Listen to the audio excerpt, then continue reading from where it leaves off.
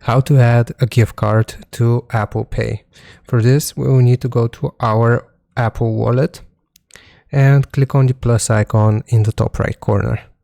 So from here, we will see the option for debit or credit card. So we wanna click on debit or credit card. And there are actually two ways of how you can do this. You wanna click on continue. The first way is by scanning the barcode of your gift card. So you want to turn the gift card around and just scan the barcode or the QR code that you have on the gift card itself. Now that's one way of how you can do it. The second way is by entering the card details manually. So the name and card number, if there are any. And then once you have entered this information right here, you can click on next, and this will add the gift card to your Apple Pay.